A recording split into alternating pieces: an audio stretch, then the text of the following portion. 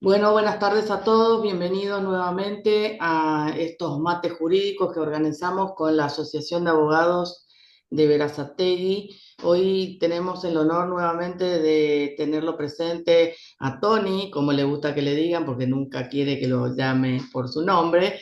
Tony Barrera Nicholson, abogado laboralista, un genio en derecho laboral, todos los conocemos. Les pido disculpas que ingresamos tarde, pero estábamos esperando la presencia del doctor Basalo, que lamentablemente no va a poder estar con nosotros en este momento, pero que manda un fuerte abrazo a todos los colegas presentes. Así que, sin más trámite, paso la palabra a mi amigo y el genio de Tony Barrera Nicholson para que nos deleite con esta charla. Gracias a todos por estar.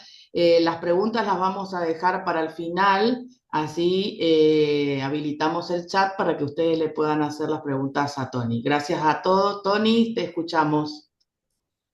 Bueno, buenas tardes a todos. Muchas gracias por la invitación y mucho más por la excesivamente elogiosa presentación, lo cual demuestra que verdaderamente sos una amiga y por eso se justifica el exceso. Eh, bueno, esto es, como bien lo dice el título del Power que tienen en pantalla, ir avanzando. Ir avanzando en qué y hacia dónde, ¿no? Y también, por supuesto, desde dónde. La ley 27742 vino en su capítulo, en general, ¿no? Pero en su capítulo laboral, que es lo que nos importa, intenta poner el mundo del trabajo patas para arriba. Desde esa perspectiva, en una primera aproximación, intentamos hacer lo que, si estuviéramos en un ámbito de las ciencias duras, llamaríamos ciencia de base. Y así fue que en una charla que también se transmitió por este canal, que dimos en el Colegio de Abogados de acá de Quilmes, hablamos de que la relación laboral está regida por el contrato de trabajo y no por la ley. Discúlpenme.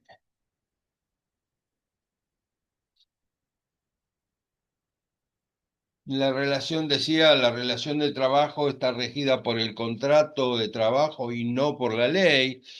También hablamos de cómo se integra el contrato de trabajo, de tres momentos cronológicos distintos, diferentes, o sea, contratos de trabajo concertados y extinguidos antes de la entrada en vigencia de la ley. Recuerden que fue el 9 de julio del año pasado.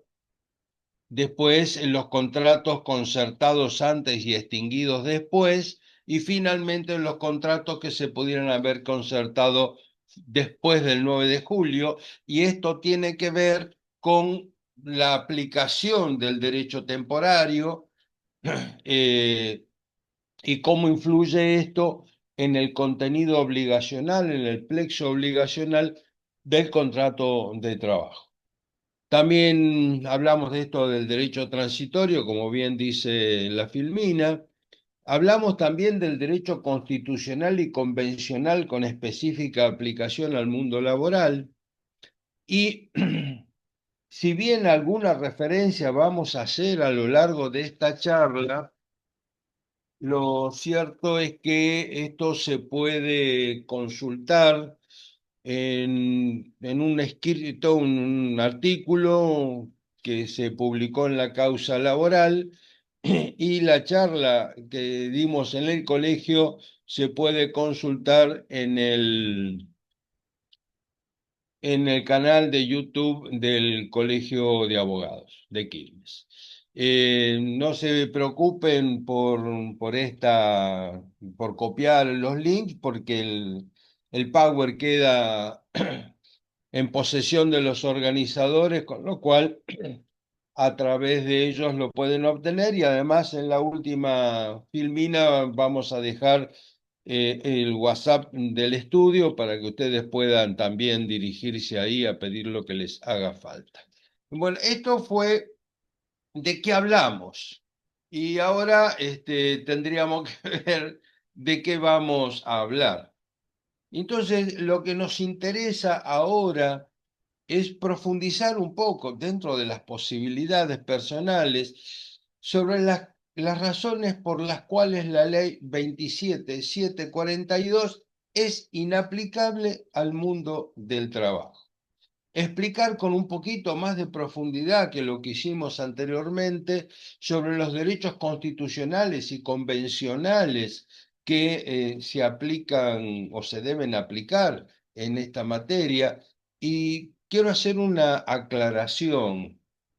Yo estoy acá hablando de derechos constitucionales y convencionales, y no estoy hablando de derechos constitucionales y del derecho internacional de los derechos humanos, una cuestión que vamos a volver durante la charla, pero le adelanto que los derechos convencionales en nuestro sistema constitucional son derecho interno, con lo cual tienen origen convencional, pero son derecho interno a partir del bloque de constitucionalidad del artículo 75, inciso 22, a partir de la reforma del 94. Tampoco se preocupen demasiado, vamos a aplicar un poco esto para que quede claro.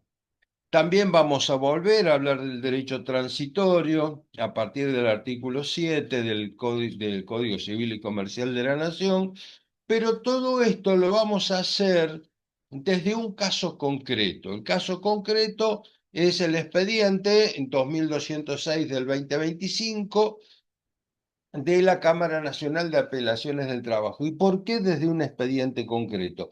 Para que la charla no sea estrictamente teórica, que por supuesto tiene un contenido teórico porque no se puede decir aplicamos esto porque sí, sino que hay que explicarlo.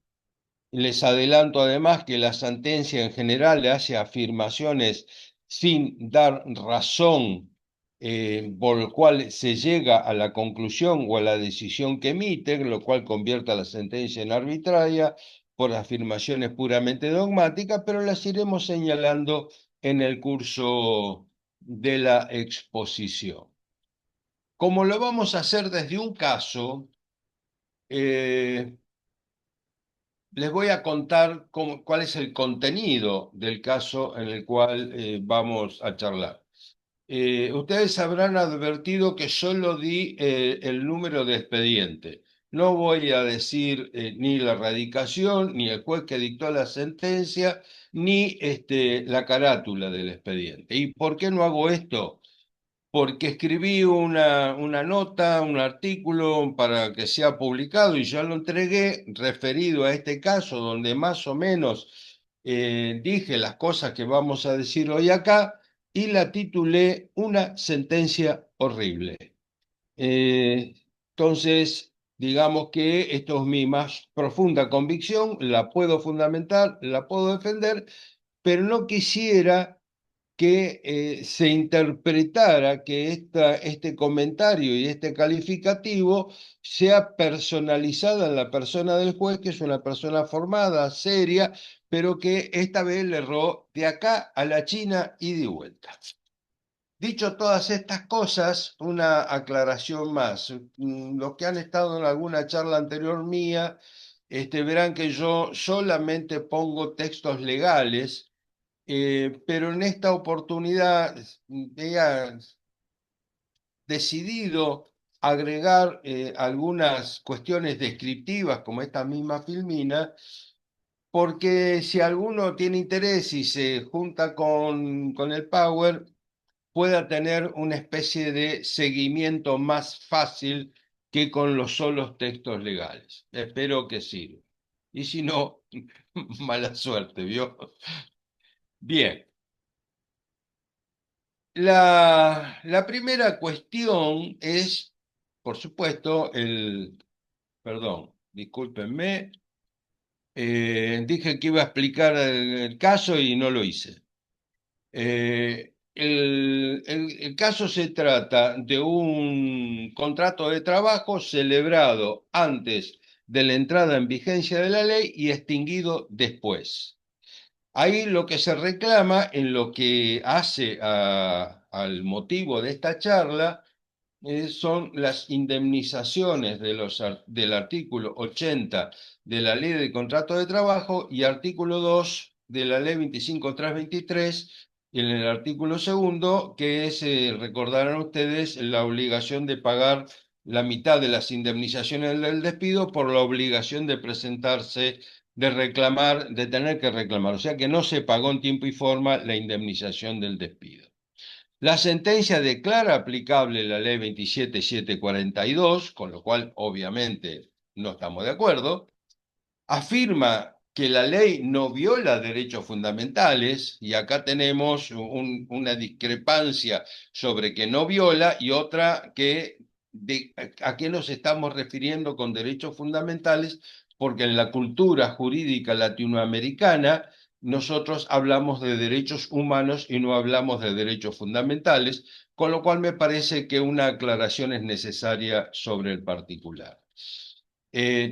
Afirma la sentencia de que no se viola el derecho protectorio y además, que es la parte novedosa de la historia, bueno, lo anterior, bueno, no importa, y concede una indemnización con fundamento en el derecho común, lo cual, cuando a mí me pidieron la colaboración de la revista, les interesaba que hablara sobre o escribiera sobre la indemnización por el derecho común, y yo les dije, esta indemnización por el derecho común no merece siquiera el comentario.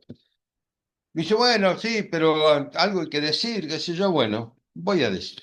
No va a ser bueno lo que voy a decir.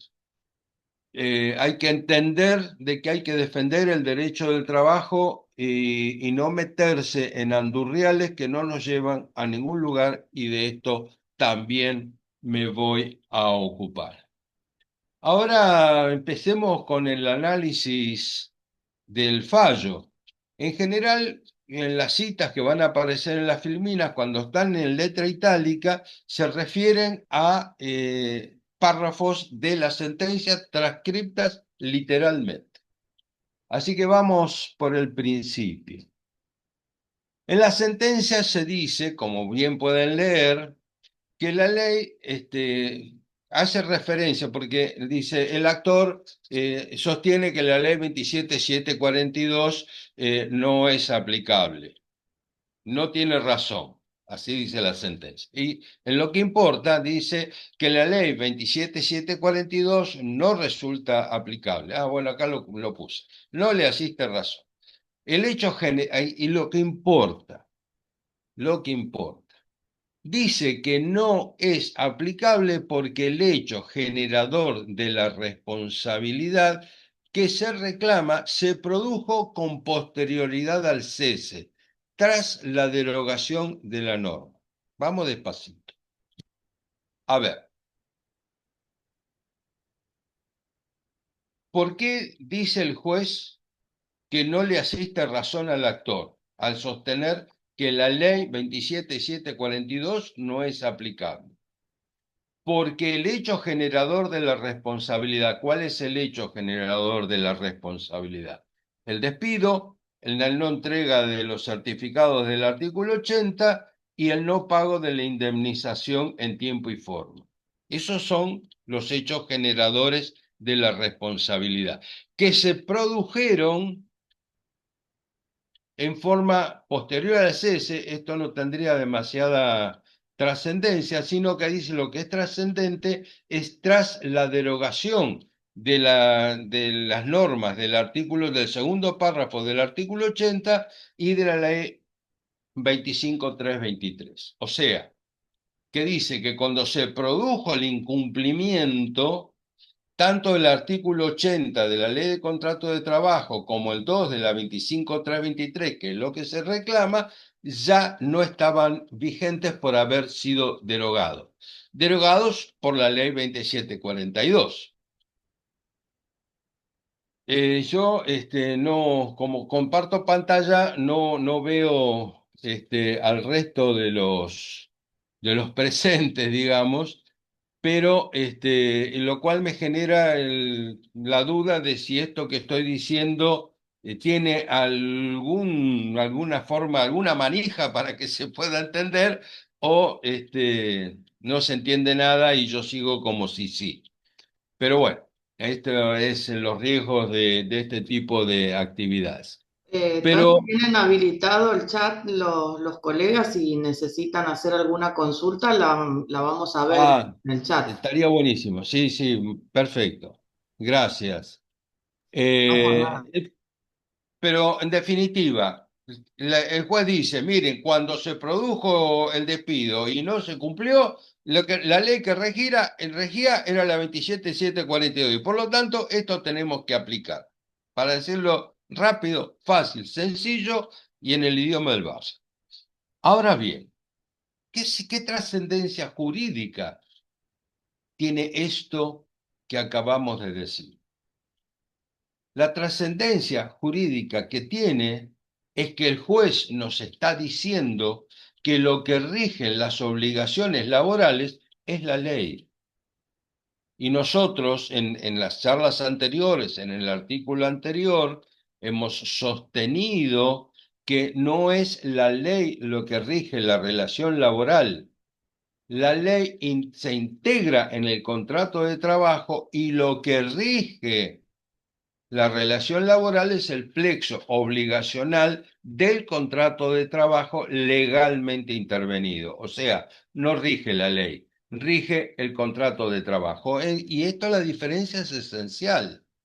La diferencia es esencial porque si rige el contrato de trabajo hay que hacer todo un análisis si la nueva ley se incorpora o no al plexo obligacional del contrato de trabajo. En cambio, si decimos que la ley rige, simplemente cambia la ley, cambia el contenido del contrato, de la relación laboral. Esto es una discusión que nos viene desde principios del siglo XX, un poquito más acá, desde los años 30, o sea, hace como 100 años, va. Que creíamos que esto estaba superado en la medida en que tenemos una ley que llamamos vulgarmente ley de contrato de trabajo, pero que su nombre técnico es régimen del contrato de trabajo, que como todo contrato tiene un plexo obligacional y todo el contrato con su plexo obligacional es el que rige la relación contractual que genera, que se crea a partir de su concertación. Miren, es lo mismo que un contrato de alquiler. O sea, el contrato de alquiler se celebra, ¿sí? Yo tengo el uso y goce del inmueble, pongamos por caso que sea un inmueble, y pago un canon, un alquiler. Y el propietario tiene la obligación de facilitarme el uso y goce y mantenimiento. Bueno, ese contrato se conforma con las cláusulas expresas que sostenemos y que ponemos en un papelito, pero además es intervenido por la legislación en materia contractual, particularmente la reglamentación del contrato de locación de cosas. Así, tenemos plazos mínimos para determinadas cosas, tenemos modos de rescindir el contrato y varios, etcétera. O sea, tenemos un contrato, pero además tenemos cláusulas legales establecidas en la ley que se incorporan al contrato. Eh,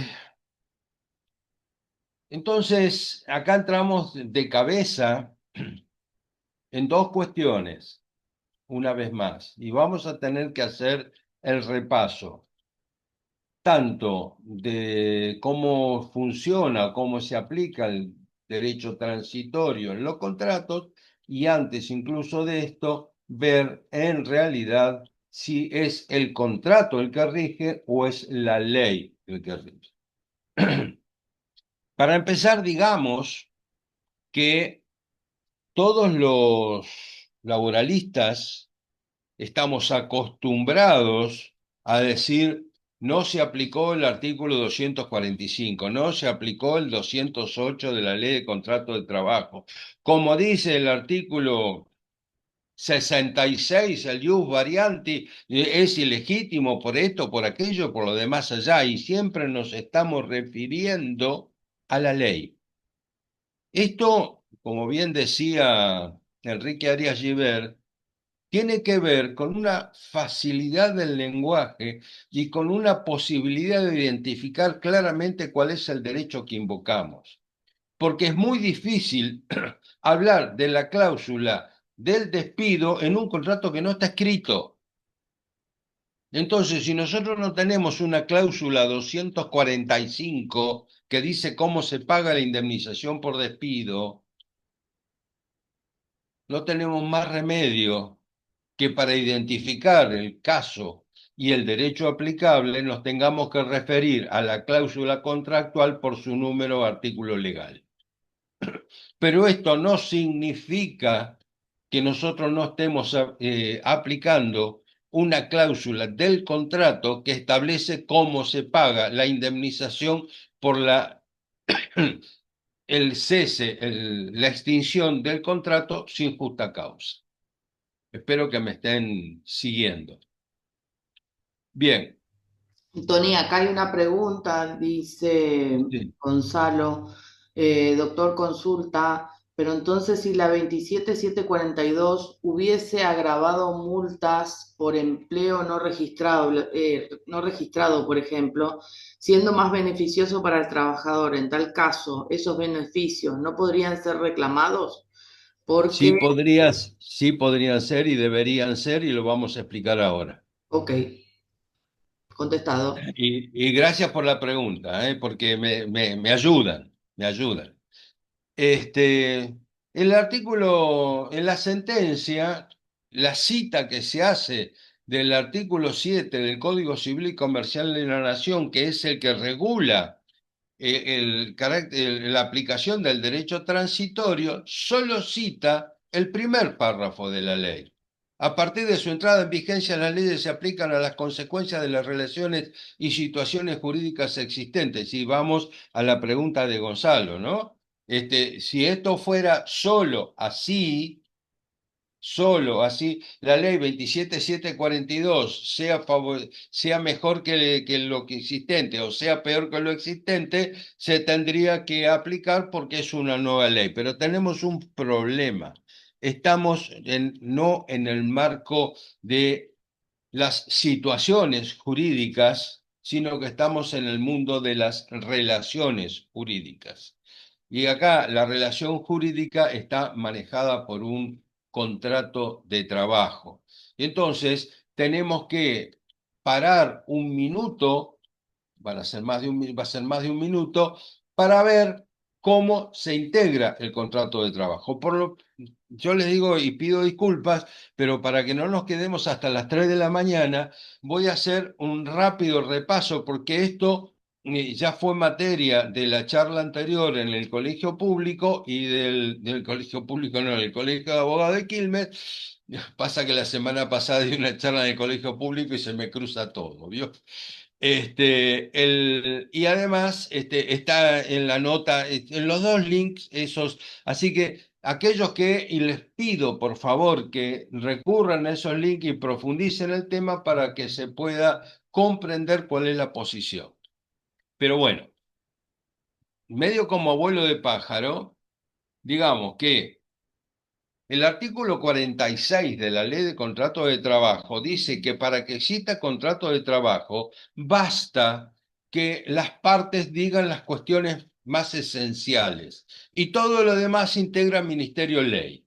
¿Y cuáles son las cuestiones esenciales? ¿Qué voy a hacer? ¿Dónde lo voy a hacer? ¿Cuándo lo voy a hacer? ¿Cómo lo voy a hacer? ¿Y cuánto me vas a pagar? O sea, en realidad sería, ¿qué voy a hacer? ¿Qué horario voy a tener? ¿Dónde lo voy a hacer? La categoría y cuánto me vas a pagar.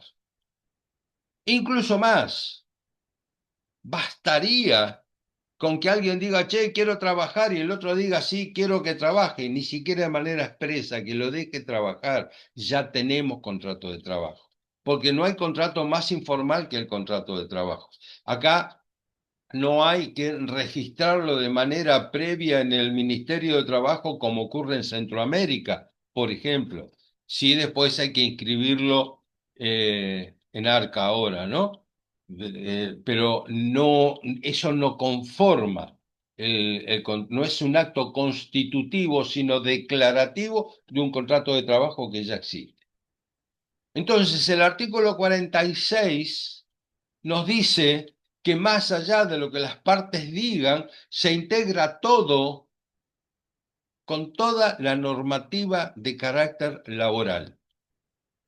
Y el artículo 13 es muy explícito en esto, cuando nos dice que todas aquellas cuestiones que hayan sido convenidas por las partes por debajo de los mínimos garantizados son reemplazados de forma automática o pelegis en el mismo momento de la concertación por los mínimos garantizados. Y habla del reemplazo de cláusulas nulas. ¿Cláusulas de qué? Cláusulas del contrato de trabajo. Con lo cual nos está demostrando que lo que rige no es la ley, sino que son las cláusulas contractuales integradas por la ley. Mire, esto que nosotros estamos acá como descubriendo el poroto, Mosetti Turraspe lo decía hace 30 años atrás y utilizaba para explicar cómo se integraban los contratos el artículo 13 de la Ley de Contratos de Trabajo. Mosetti Turraspe es un civilista extraordinario de Santa Fe, vivía en la ciudad de Santa Fe.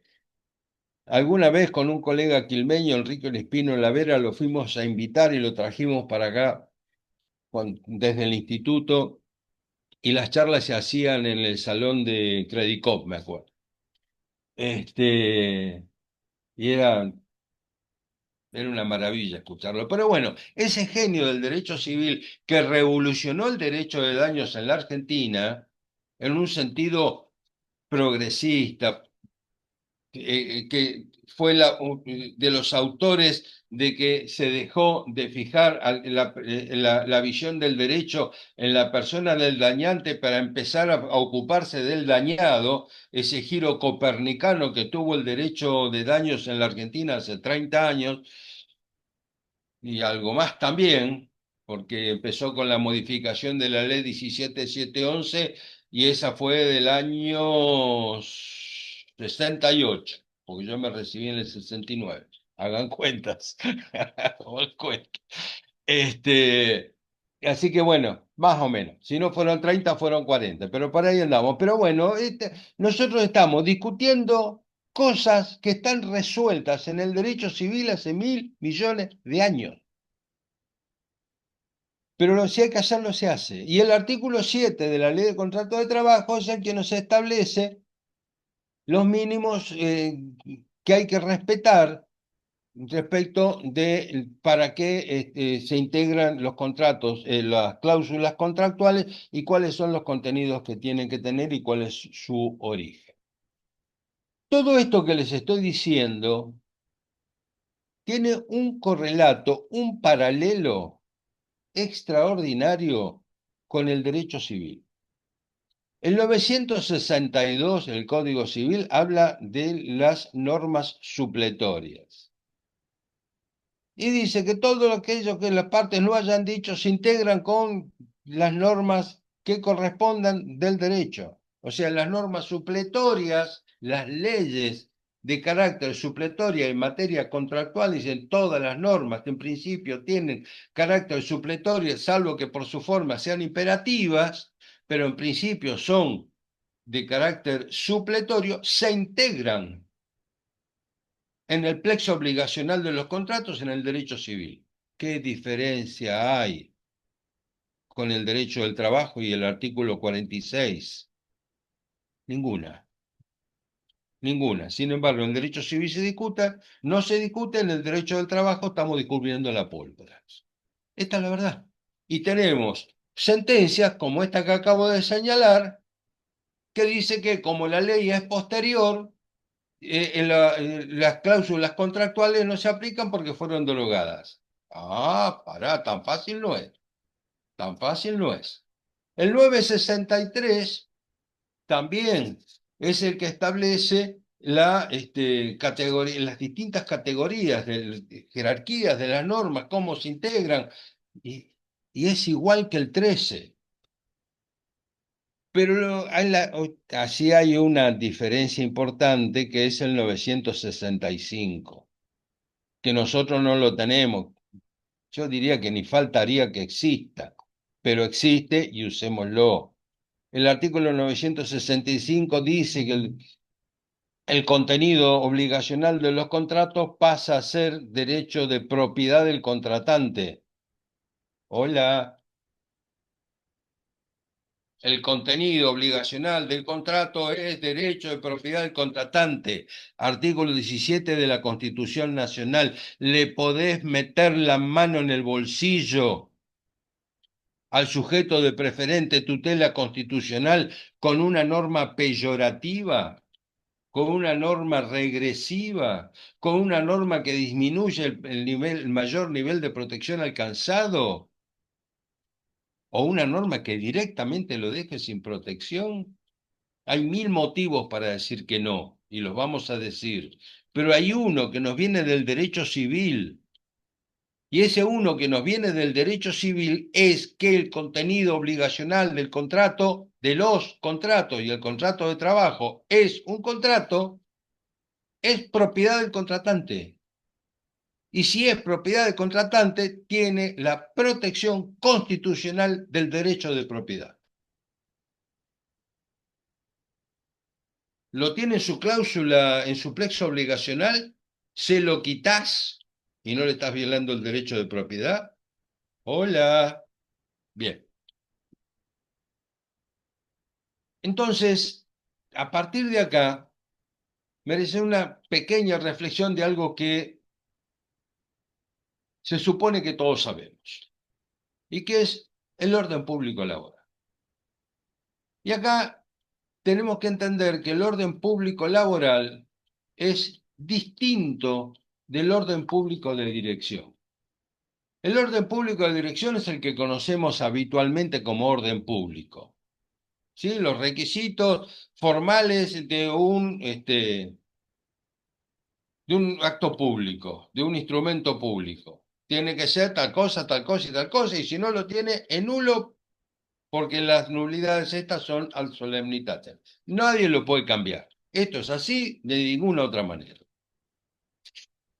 Así, los requisitos para las constituciones de determinados contratos y en general todo lo que hace a las cuestiones esenciales del derecho civil en general, lo que llamamos el derecho común. Y en el derecho del trabajo la cosa no funciona así. El orden público en el derecho del trabajo se llama, le decimos, orden público de protección. ¿Por qué le decimos un orden público de protección? Porque establece los mínimos garantizados, ¿sí? O sea, por debajo de esto, como dice el artículo 13 de la Ley de Contrato de Trabajo, no se puede convenir. Y si se conviene, es nulo. Es nulo porque viola el orden público de protección. Pero, y acá viene la respuesta para Gonzalo, no se puede modificar impeyus, pero sí se puede modificar para mejorar. El plexo obligacional del contrato de trabajo se puede modificar para mejorar lo que decimos en la jerga in melius, para que sea mejor. ¿Y por qué se puede mejorar? Porque si no se pudiera mejorar, ¿dónde quedó la protección? Y además, en el derecho del trabajo y en los contratos de trabajo tenemos un ejemplo hiper típico de las mejoras, las que surgen de los convenios colectivos de trabajo. O sea, alguien discute que el pago del salario es una obligación contractual. Dice, que quisiera creer que la respuesta a coro y a los gritos sea que no, que es una de las cláusulas, una de las obligaciones esenciales que tiene a su cargo el empleador y por lo cual el trabajador presta su débito laboral, en el marco del cual pierde espacio de su libertad personal. No hay que olvidarse de esto. Sí, sí, pierde el trabajador cuando en el marco de su débito laboral pierde espacio de su libertad personal. ¿Por qué? Piensen que ustedes, alguien le dice, ¿qué vas a hacer? ¿Cuándo lo vas a hacer? ¿Dónde lo vas a hacer? ¿Cómo lo vas a hacer? Y si no lo haces, te sanciono.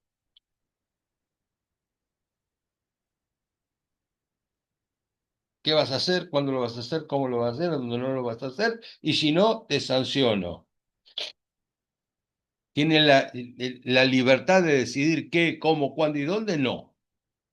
Entonces perdió espacio de su libertad personal. Pero volviendo,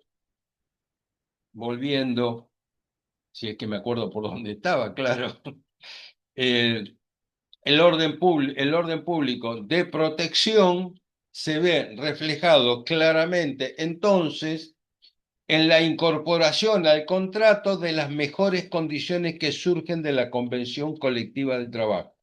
Fundamentalmente y en la práctica, en los últimos años, prácticamente lo único, los aumentos de salario. Entonces, si los aumentos de salario son obligaciones contractuales, si el salario, el pago del salario es una obligación contractual y el aumento del salario surge de un pacto colectivo que se integra en el contrato, nos está demostrando que lo que decíamos antes sobre que lo que rige es el plexo obligacional del contrato está más que claro, al menos en mi opinión. Y estas modificaciones que establecía el artículo 13 y establecía la nulidad, se producen en el mismo acto de la concertación. O sea, yo quiero trabajar, la otra persona quiere que trabaje.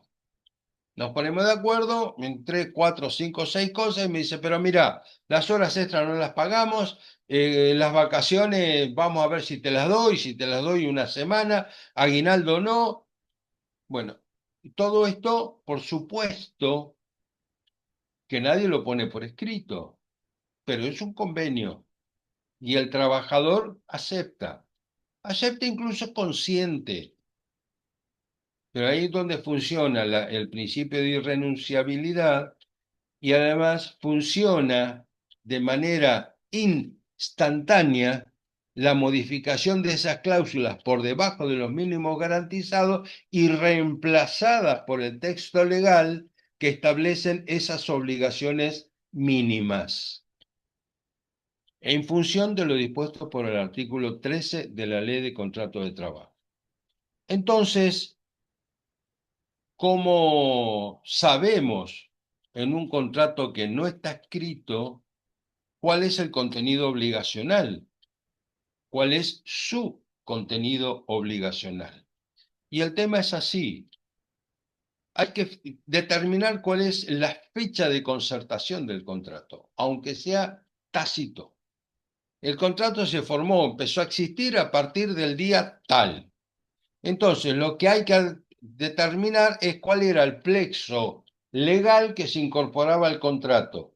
Y el plexo legal que se incorpora al contrato, por supuesto, la ley de contrato de trabajo, por supuesto, la ley de asociaciones profesionales con las garantías para los trabajadores, pero también en la Constitución Nacional, los tratados internacionales, los convenios de la OIT, más toda norma de todo nivel de contenido laboral, porque eso es lo que hace al contenido de la protección de vida.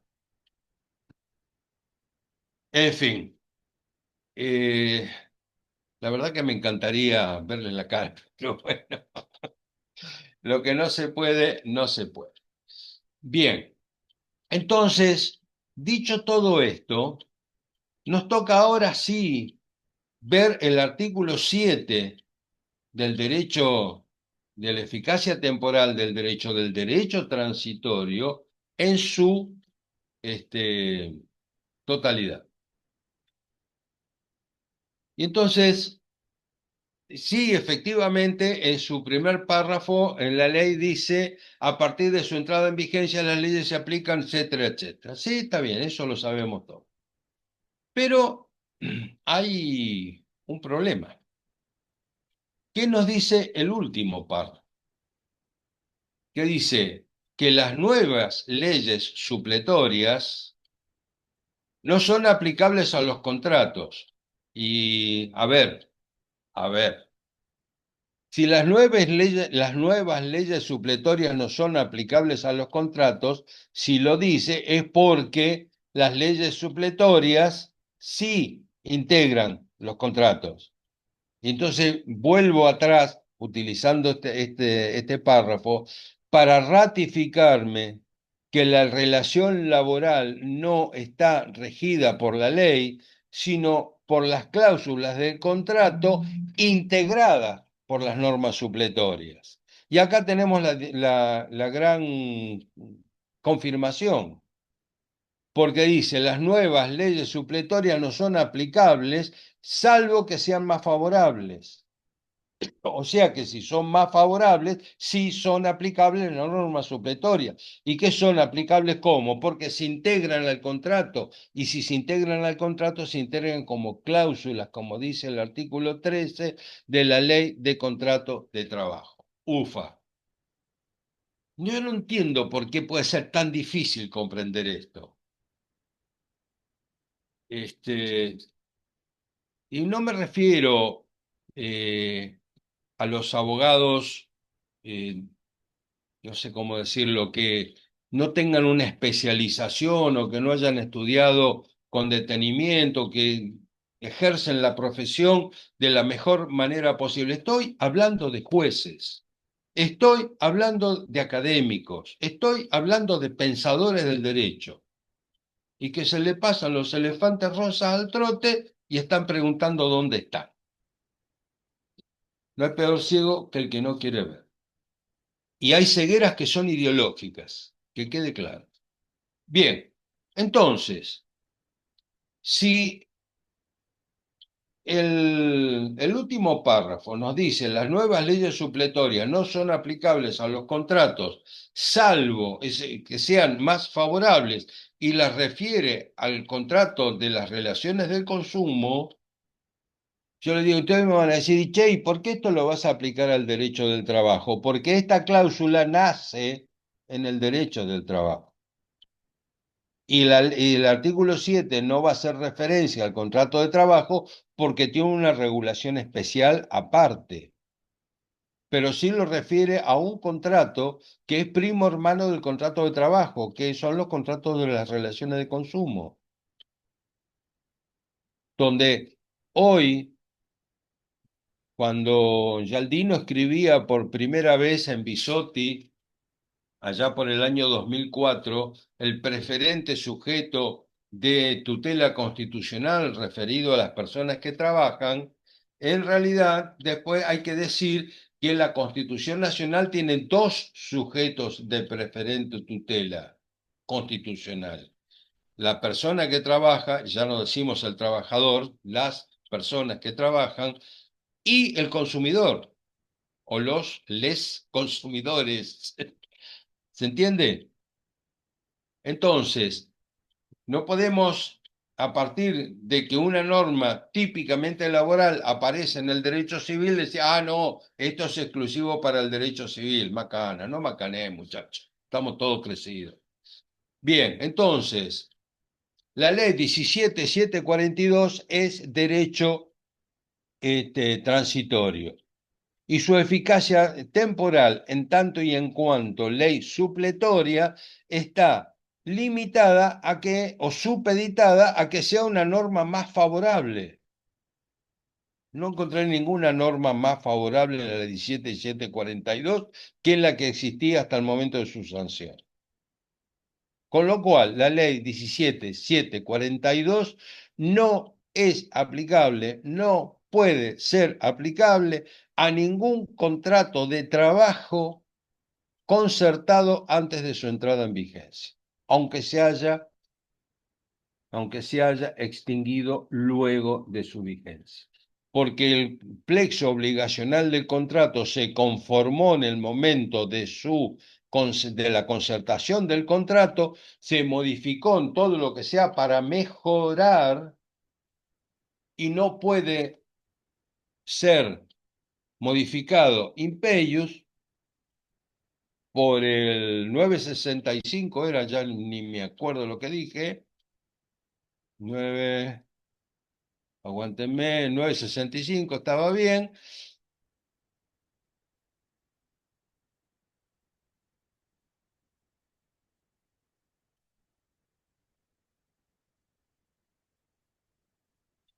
Entonces, no se pueden aplicar las normas por el 965 y no se puede aplicar el derecho transitorio por el tercer párrafo del artículo 7, que en la sentencia se omitió transcribir.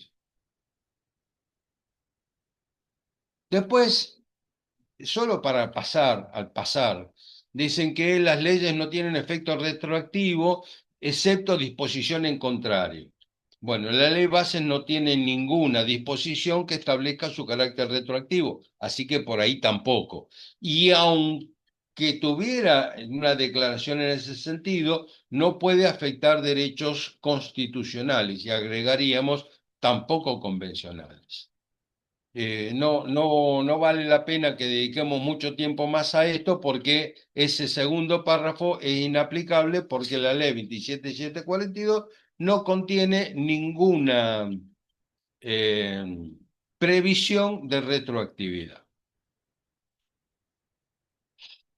Bien, en la sentencia encontramos otro párrafo. Todos estos párrafos que contienen decisiones, ninguno se explica por qué. O sea, ¿cuál es el proceso intelectual, lógico, deductivo que utilizó el juez para, desde las condiciones de hecho y el derecho aplicable, llega a esa conclusión, a esa decisión? Esto que estoy describiendo, que es un proceso lógico formal del pensamiento que nos viene desde los viejos griegos, está ordenado en el artículo 3 del Código Civil y Comercial de la Nación cuando dice que los jueces deben resolver los asuntos y que llegan a su conocimiento a través de decisiones razonadamente fundadas. Razonadamente fundada, es decir, premisa menor, premisa mayor, conclusión. La conclusión es la premisa menor del silogismo que sigue y así sucesivamente. Acá lo único que tenemos es el ticket. Todo el proceso de cálculo que hizo la maquinita no lo sabemos.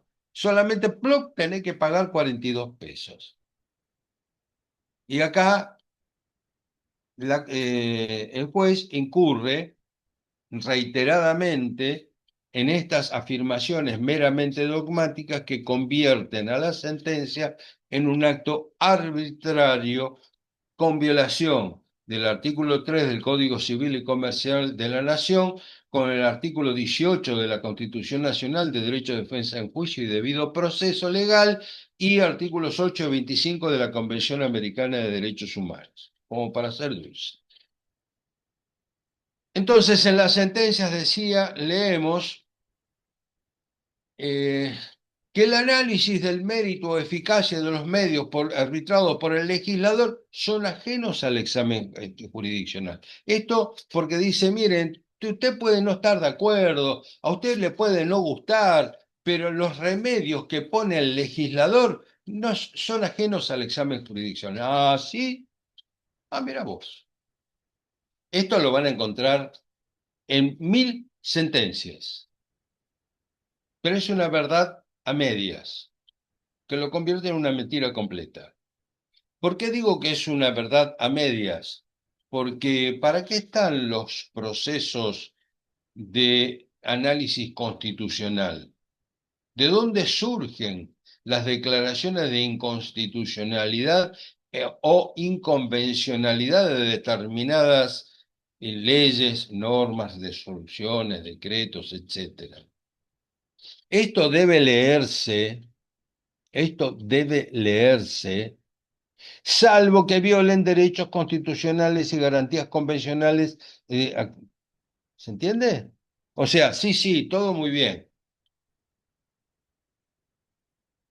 El legislador, los medios, su mérito, eficacia y etcétera, son ajenos al examen jurisdiccional en tanto y en cuanto no violen derechos constitucionales o derechos humanos y garantías consagradas. Porque si lo hacen, sí son materia de examen jurisdiccional, porque si no, no tendríamos declaraciones de inconstitucionalidad. Y acá lo que estaba planteando era la inconstitucionalidad de una norma y el juez tenía la obligación de analizar si esa inconstitucionalidad existía o no existía en una declaración meramente dogmática que dice esto no nos vamos a meter. ¿Sí? Bien.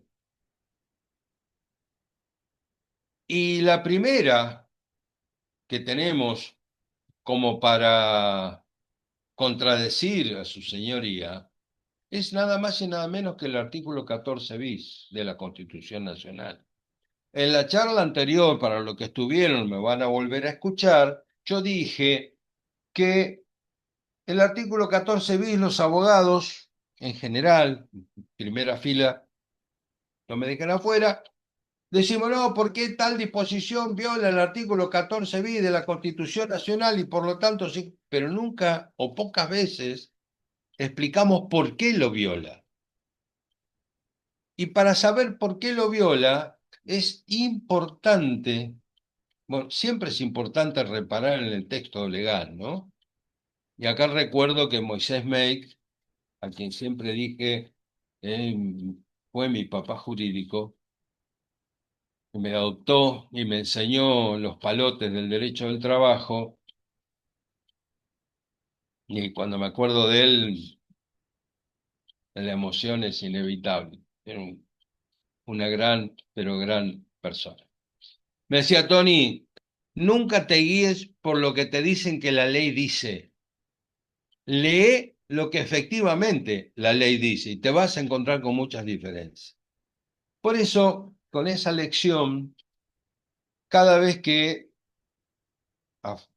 me acerco a una norma, la leo con absoluto apego, no solamente a las palabras, sino a la construcción gramatical del texto.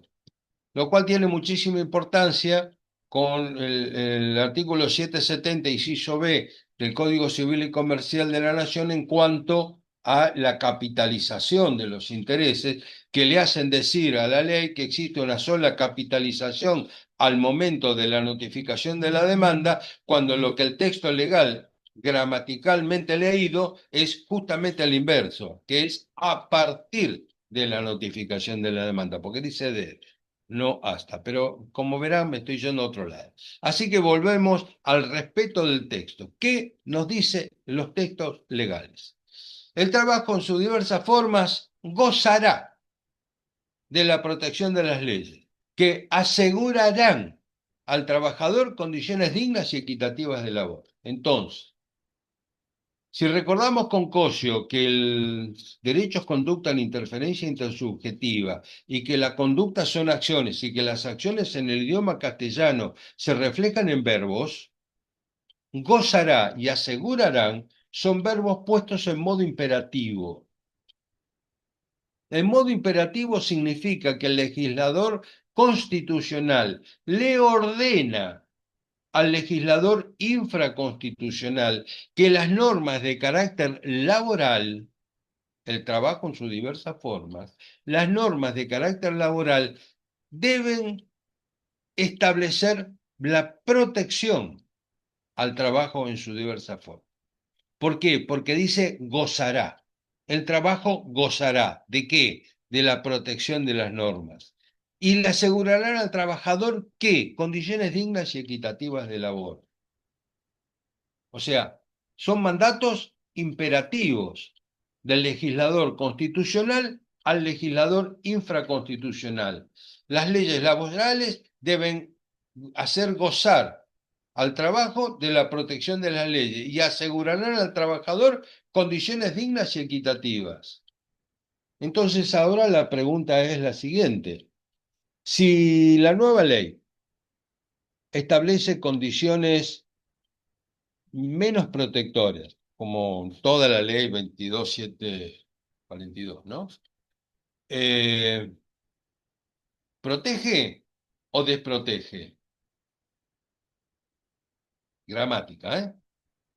Si teníamos una protección de nivel 7, por decir un nivel cualquiera, y la nueva ley establece una protección 4, hacemos la comparación.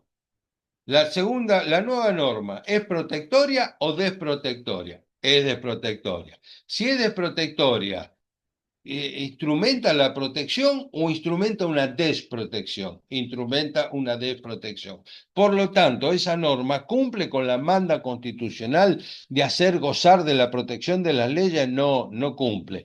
¿Puede pasar un test de constitucionalidad? No, no lo puede pasar. Y si, por ejemplo, los efectos de la nueva ley hace que la relación laboral, las condiciones de la relación laboral sean menos dignas y menos equitativas. No solamente desprotege, sino que además establecen, aseguran, dejan de asegurar condiciones dignas porque son indignas y dejan de asegurar condiciones equitativas porque son inequitativas.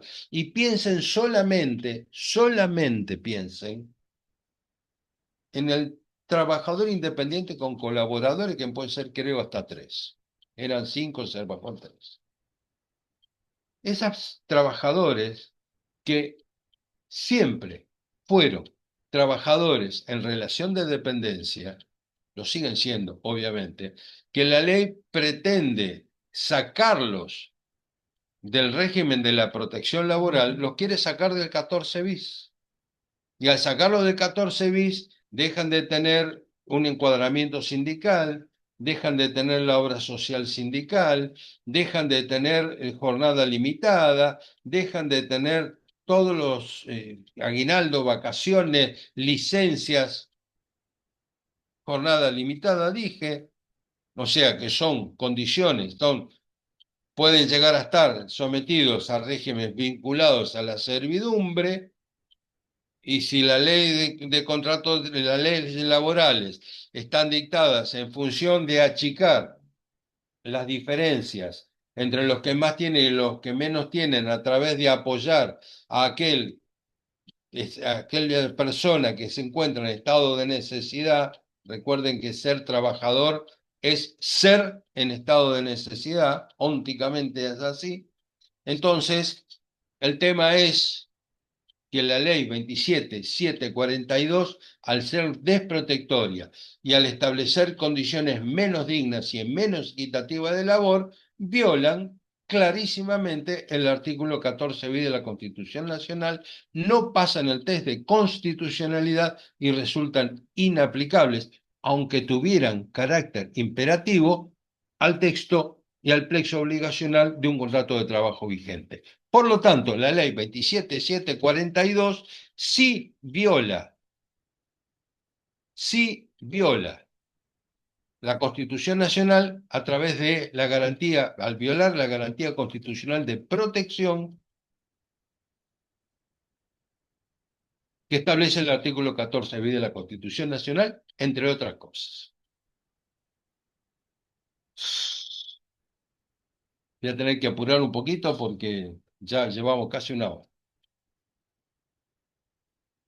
La ley dice: al margen de la crítica axiológica que podría realizarse a la decisión legislativa, esto como decirme, miren, esto es feo, pero vio, el derecho es el derecho.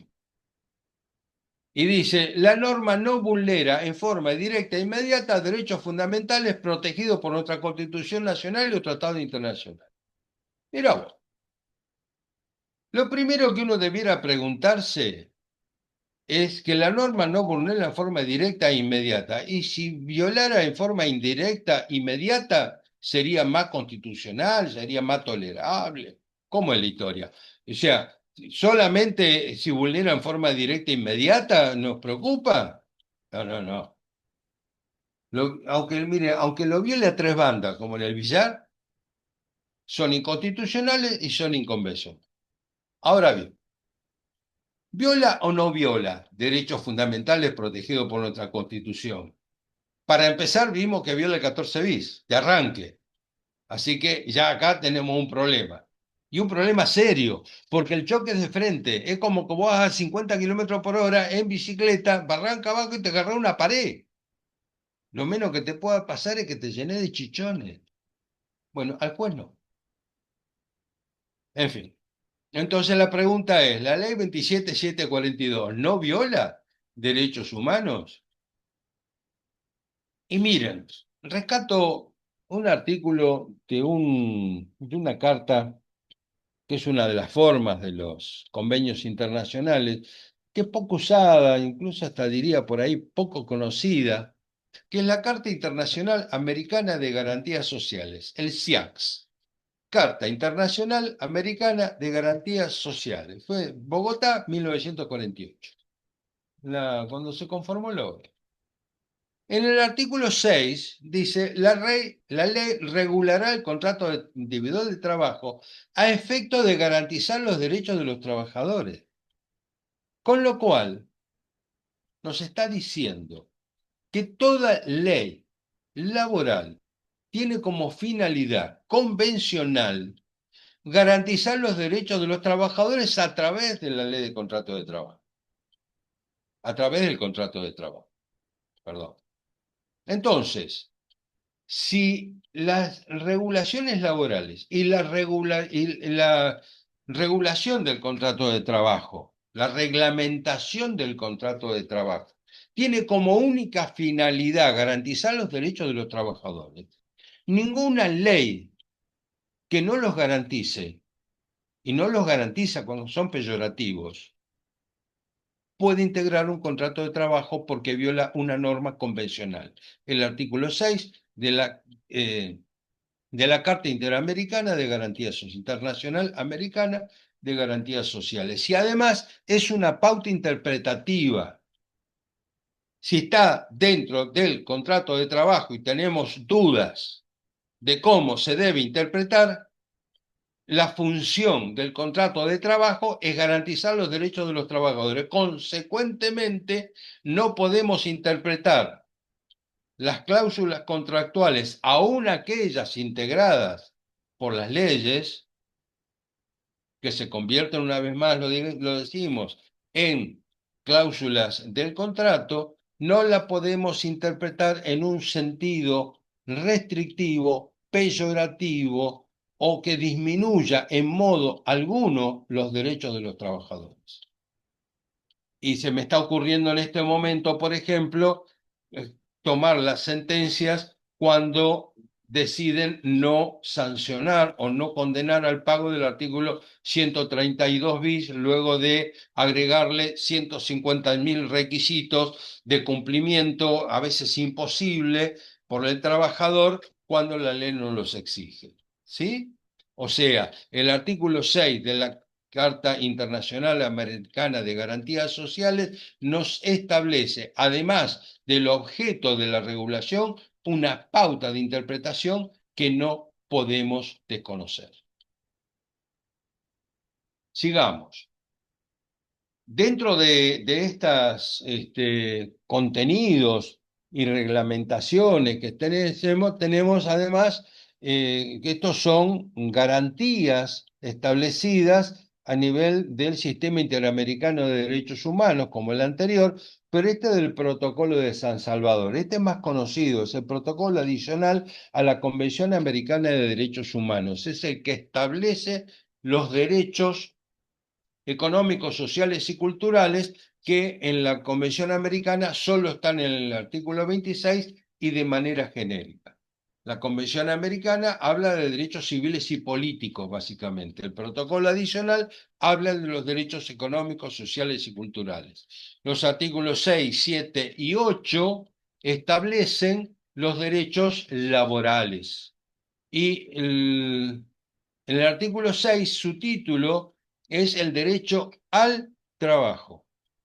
En el idioma internacional del derecho, el derecho es al trabajo, no es derecho del trabajo. Porque el derecho al trabajo es tener derecho a un trabajo, que este trabajo sea digno con lo cual toda regulación que le baje esta categoría viola el derecho al trabajo y además el derecho a no perderlo sin justa causa, ¿sí? Entonces,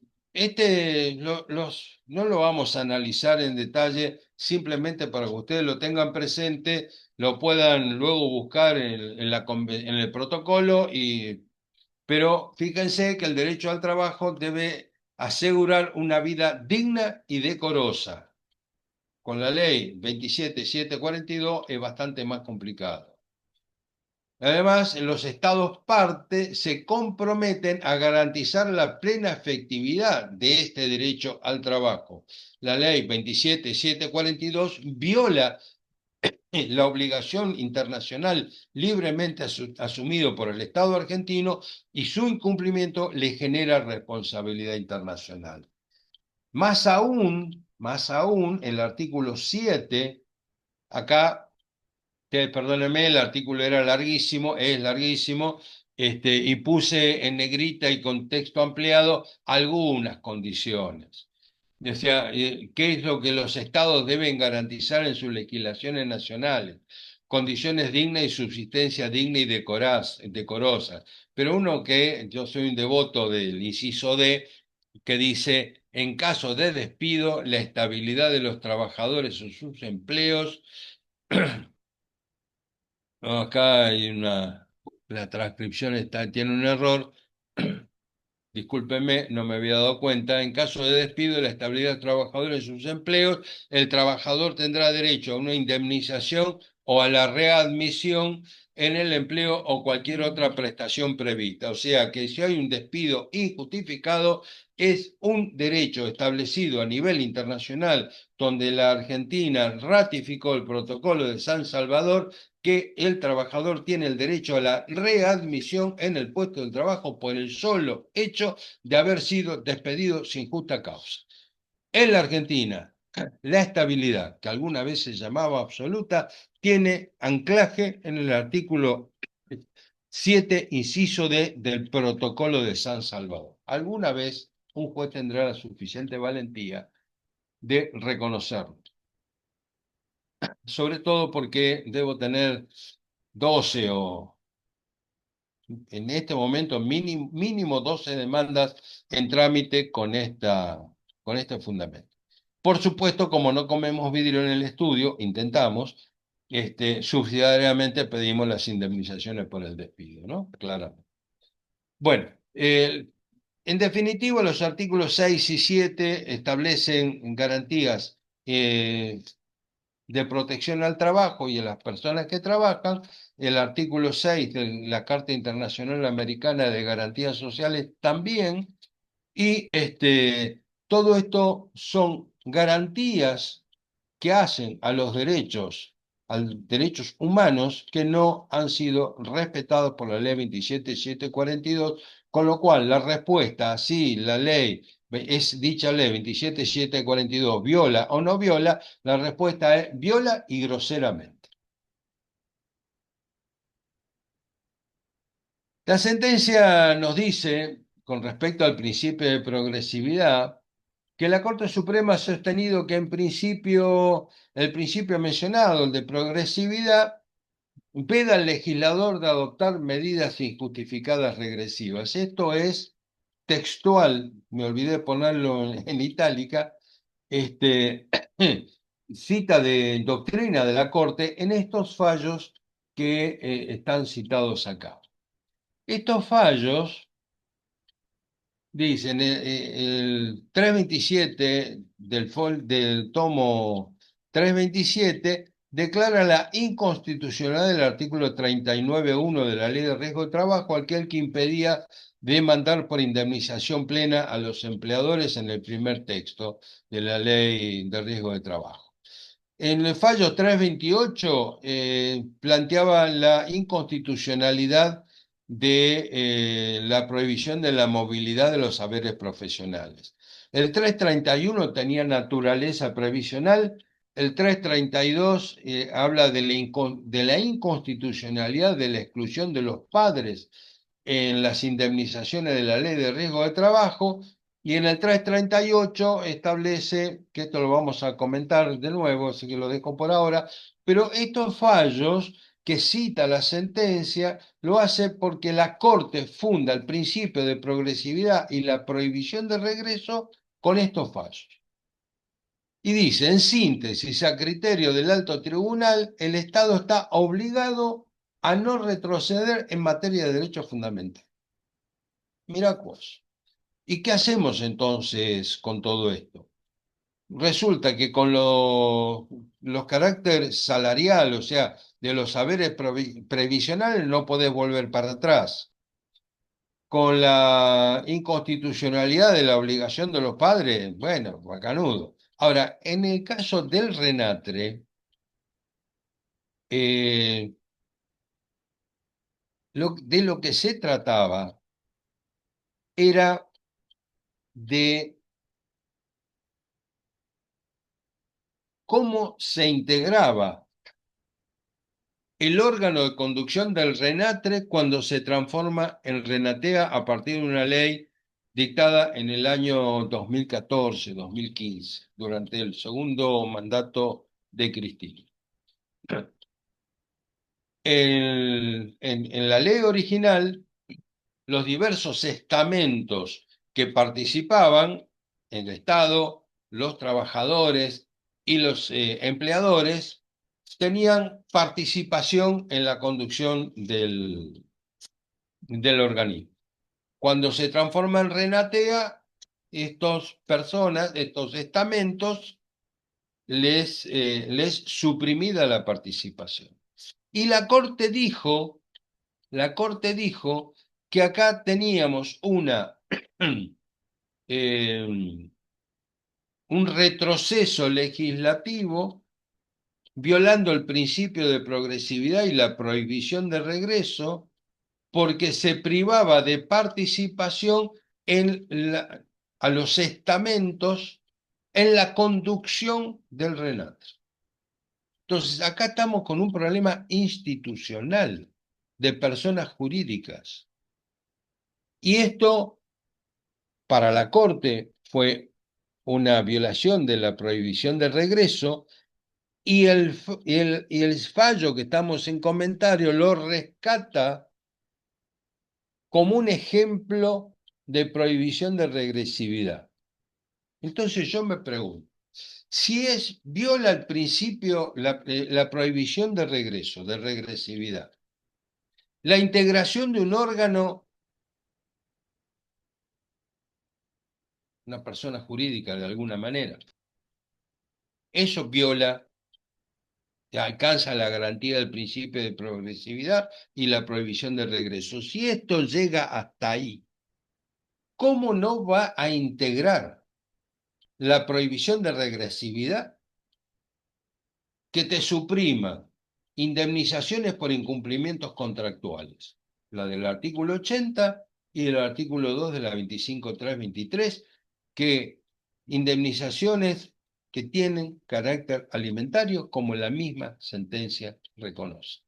Hay una incongruencia feroz, una contradicción en los términos inusitada, que rescata como violación del principio de regresividad cómo se integra un órgano de conducción de un organismo del Estado, y no alcanza a sí mismo, pero no se violan los derechos fundamentales cuando se deroga el artículo 80, o cuando se deroga, que en realidad no está derogado, pero es otra historia, y cuando se deroga en la ley 25.323. No hay forma de explicarlo. Realmente no hay forma de explicarlo. Entonces, si la derogación no se cuestiona, entonces, perdón, no, no estoy acostumbrado a leer los Power, que no me gusta hacerlo, entonces. El tema es clarísimo, como lo decía recién. Si la derogación que se cuestiona no alcanza a un instituto comprendido en el núcleo esencial del principio protectorio en que se enmarca nuestra disciplina, ¿cómo se puede cuestionar que no sea la derogación del artículo 80 y del artículo 2 de la 25.323. Y miren, el artículo 80 tenía su primer párrafo. La 25.345 le agrega el segundo párrafo, ¿sí? Y acá, ¿qué dice? Que es una obligación contractual la obligación de ingresar los fondos. No, no, lo que se agrega es un otro párrafo más que no está acá. La obligación de ingresar fondos es una obligación contractual. Si es una obligación contractual, tiene carácter protectorio por el artículo 6 de la Carta Internacional Americana de Garantías Sociales, tiene carácter protectorio y además constituye la entrega de esta documentación que se ordena el modo de control del trabajador de si se ingresaron correctamente las aportes y retenciones y el documento que le sirve para acreditar los servicios a los efectos de la jubilación. ¿Tiene carácter protectorio o no tiene carácter protectorio? Entonces, la nueva ley establece un estándar de protección inferior, por lo tanto, de protectorio, por lo tanto, todo lo demás que ustedes quieran imaginar. Y el artículo 2 dice, si no le abonaron las indemnizaciones previstas, serán incrementadas en un 50%. Entonces hay un incumplimiento contractual, hay un daño y hay una reparación tarifada típica del derecho del trabajo que presume el daño y establece el monto de la indemnización. Sigamos. Si no nos alcanza con estas cuestiones que estamos dando para demostrar que realmente se viola el principio de progresividad, se viola la prohibición de regresividad. Veamos dos instrumentos ya añejos que fueron dictados, añejos de 20 años, que fueron dictados por el Comité de Derechos Económicos, Sociales y Culturales de Naciones Unidas. El primero son las directrices de Maastricht. En el principio 14A dice, ordena que la derogación de disposiciones legislativas necesarias para el goce permanente de un derecho viola el principio de progresividad en su versión prohibición de regreso. O sea, que para el organismo de control del Pacto Internacional de Derechos Económicos, Sociales y Culturales, la derogación de disposiciones que establecen el goce permanente de un derecho viola la prohibición de regreso. ¿Qué parte no entendiste?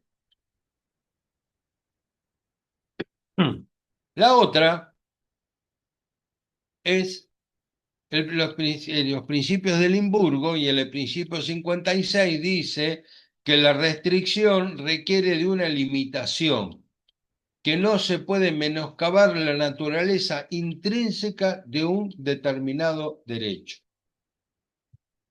Cuando se viola la naturaleza intrínseca de un determinado derecho, también es un elemento de discusión, pero acá,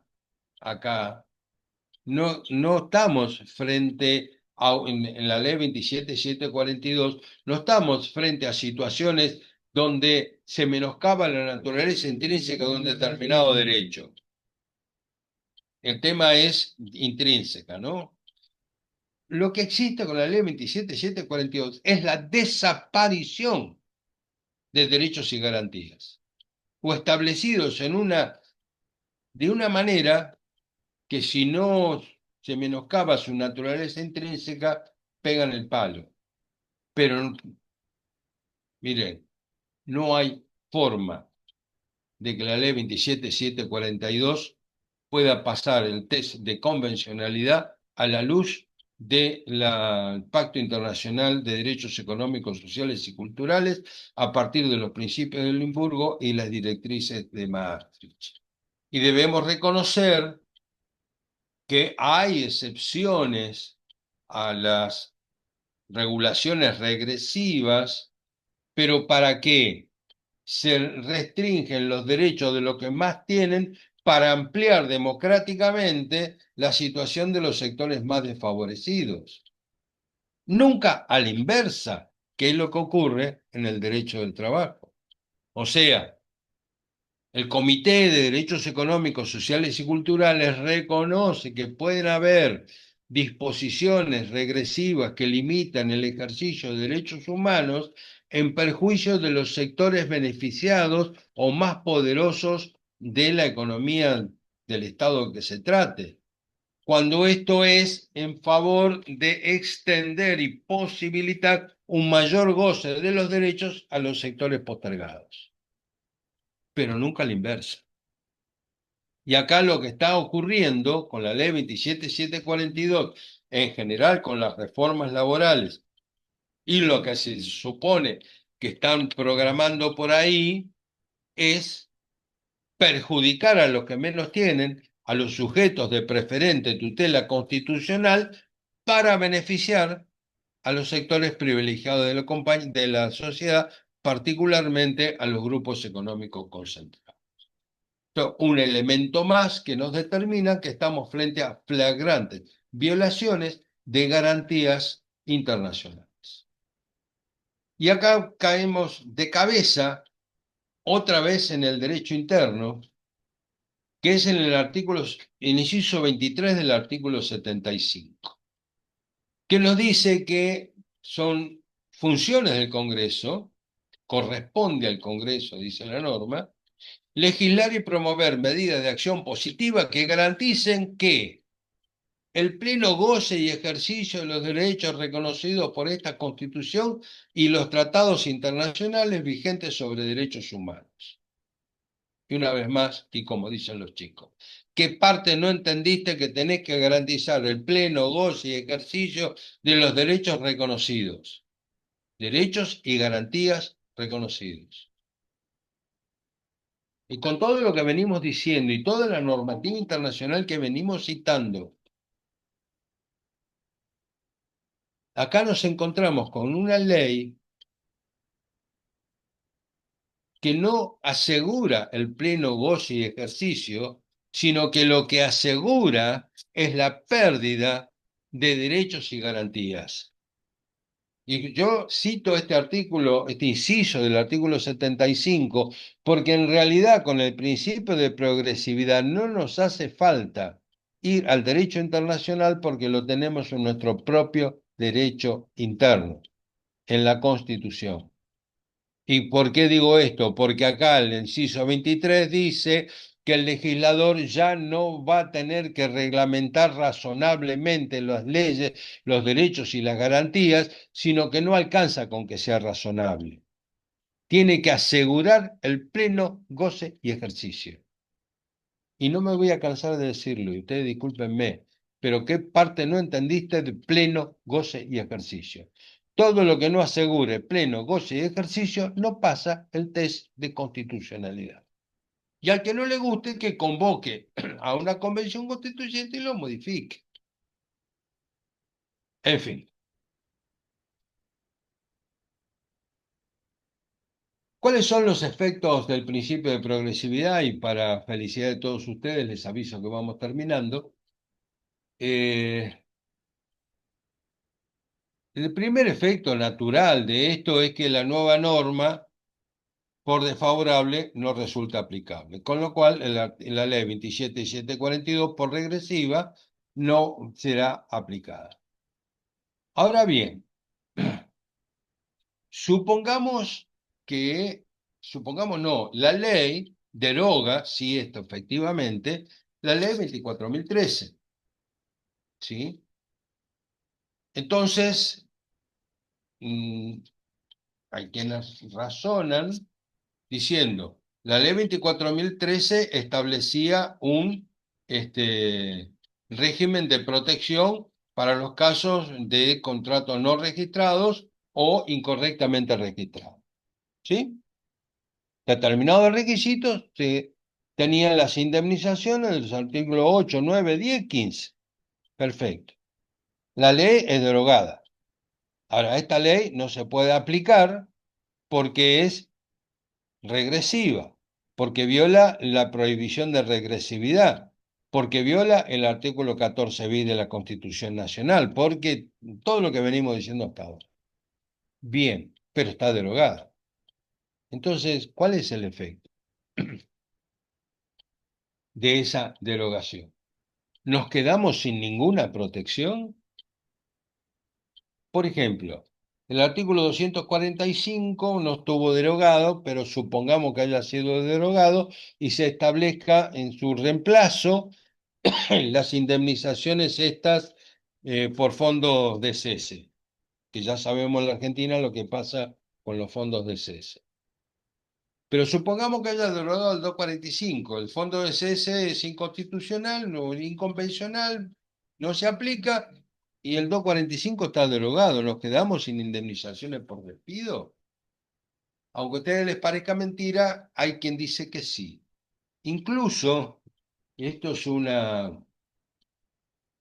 una experiencia docente de hace algunos años, yo planteaba este tema de los efectos del principio de progresividad y decía que en definitiva el efecto propio del principio de progresividad era desplazar, esto era en un posgrado, en una especialización en Derecho del Trabajo y Derechos Humanos que se daba a alumnos de Honduras.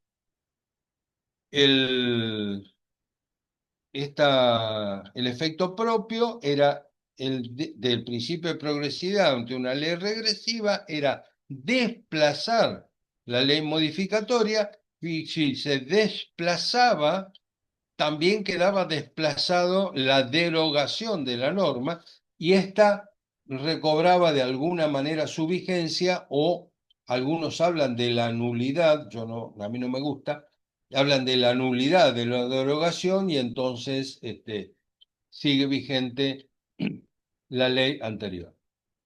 Algunos hablan ahora en la Argentina de la reviviscencia, este, la próxima reunión del instituto en el colegio en Quilmes tenemos un taller sobre esto, así que quedan cordialmente invitados el próximo lunes, no el otro. Eh, con lo cual, a través de la reviviscencia se diría que renace la ley derogada. A mí no me gusta, creo que es importar una doctrina desde Europa con un sistema constitucional y un sistema de control de constitucionalidad que no es el propio, pero simplemente digo que en todos los casos en los cuales la Corte se pronunció eh, por la violación del principio de regresividad, la prohibición de regresividad, lo que hacía era simplemente aplicar la ley supuestamente derogada. ¿Por qué? Porque en la comparación, si siempre tenemos que estar a la ley más beneficiosa, el producto, el efecto es el desplazamiento de la nueva ley. Y si se desplaza en la nueva ley, lo que ocurre es que también se desplaza la derogación. Juan Formaro, que es un gran amigo, me decía allá por mayo, estábamos en San Martín de los Andes en un congreso. Me decía, mira, Tony, esto no puede ser, porque no puede ser que la ley sea un rato vigente y otro rato no vigente.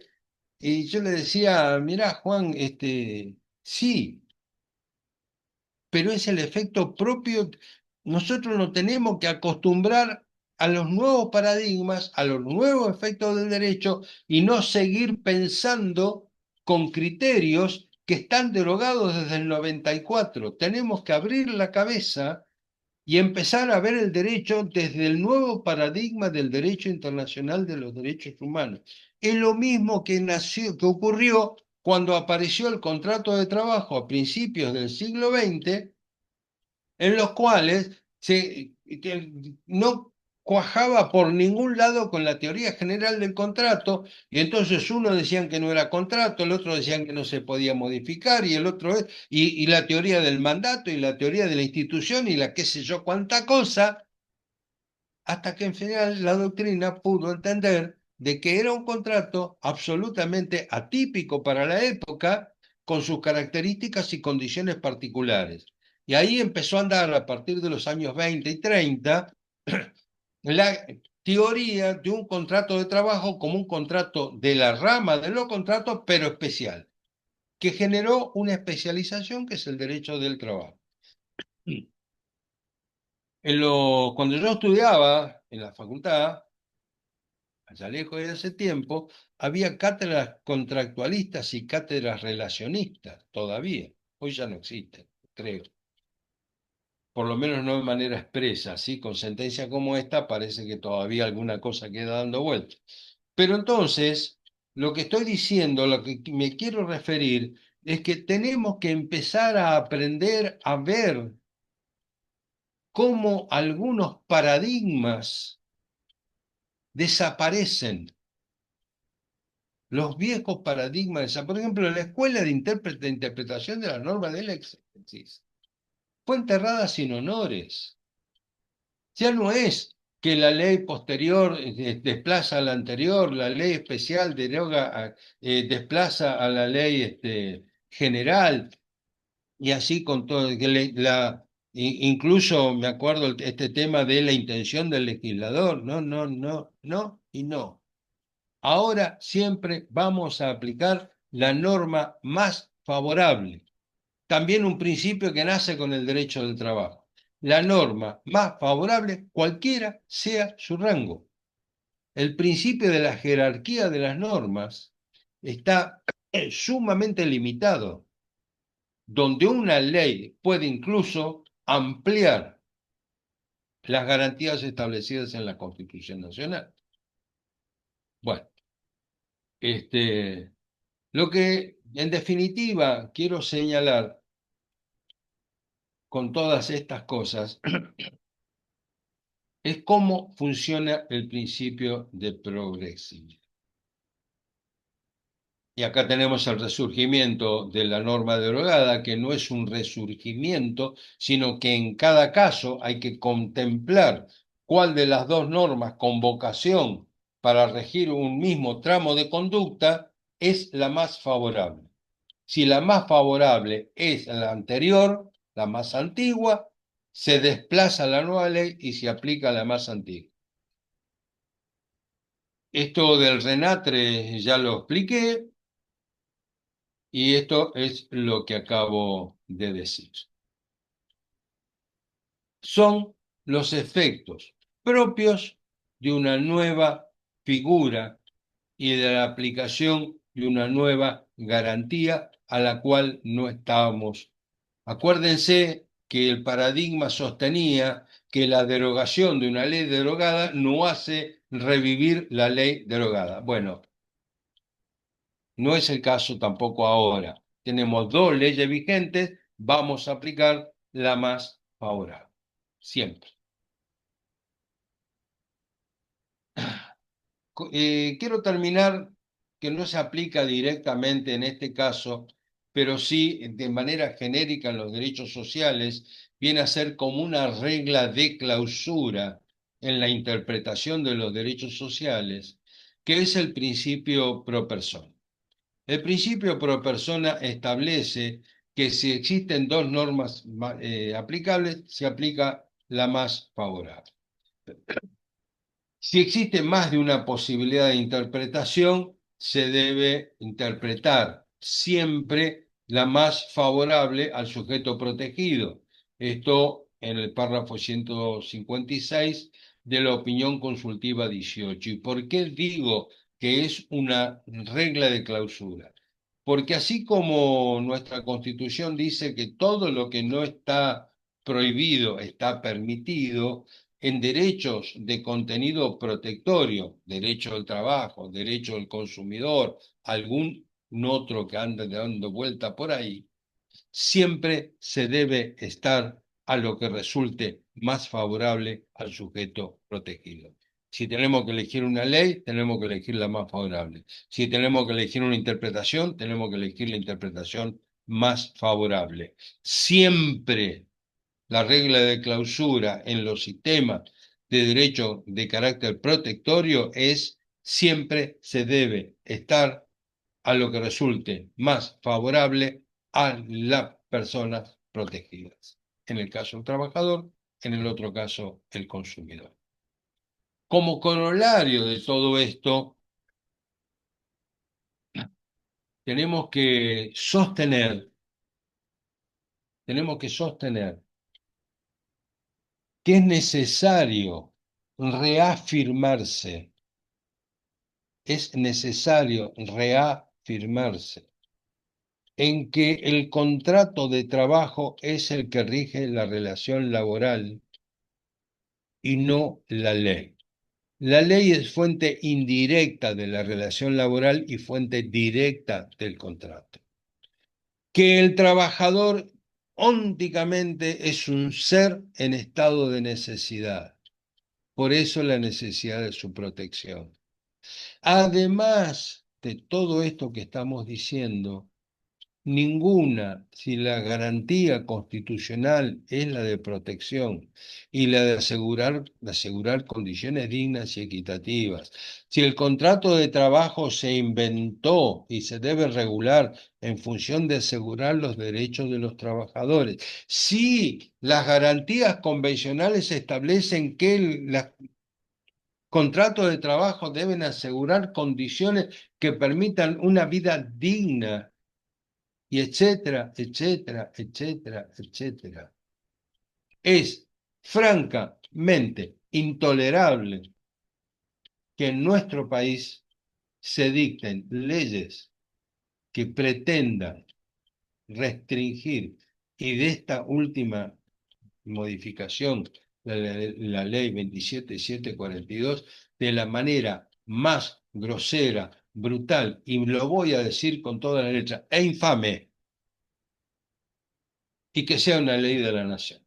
Una ley de la nación que es de tal grosería en cuanto a violación de garantías y derechos que más que su inconstitucionalidad y su inconvencionalidad merece claramente, claramente el ser motejada y considerada como una ley de absoluta nulidad. Es mi convicción.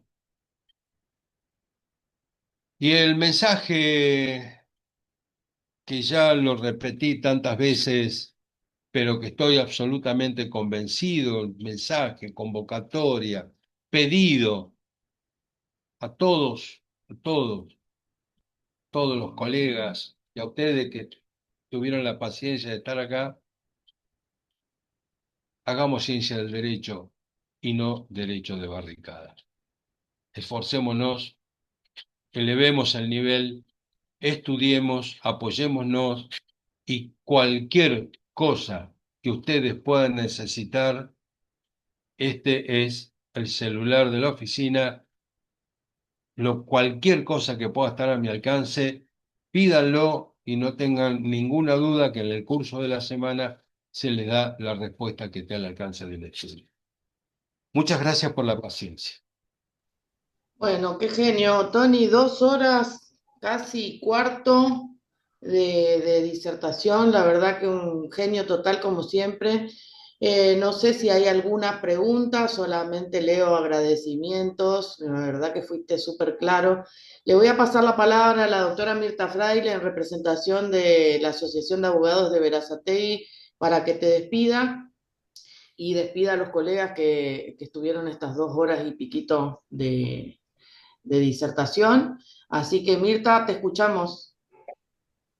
Bueno, hola, ¿cómo están todos? Bueno, en principio pedir disculpas porque el señor Pablo Sosa, nuestro secretario, el doctor Sosa, no pudo, no logró, tenía muy mala señal y no logró estar presente para poder recibir a nuestro disertante.